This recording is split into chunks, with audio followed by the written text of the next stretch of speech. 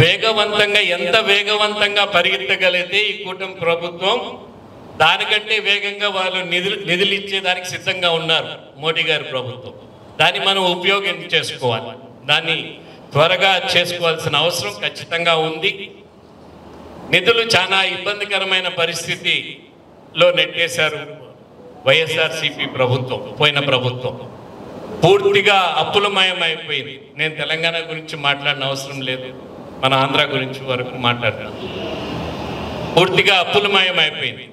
దీన్ని ఒక పక్క ఆర్థికంగా బలోపేతం చేయాలి, ఒక పక్క డెవలప్మెంట్ కార్యక్రమాలు పూర్తి చేసుకోవాలి, ఒక పక్క ఎలక్షన్లో ఇచ్చిన ప్రామిస్ని పూర్తి చేయాలి. చాలా పెద్ద టాస్క్ ఉంది ఈ ప్రభుత్వానికి, రాష్ట్ర ప్రభుత్వానికి. జుట్టుంటే ఏ గొప్పన్నా వేసుకోవచ్చు, జుట్టు లేకన్నా ఏ గొప్ప వేసుకోలేదు.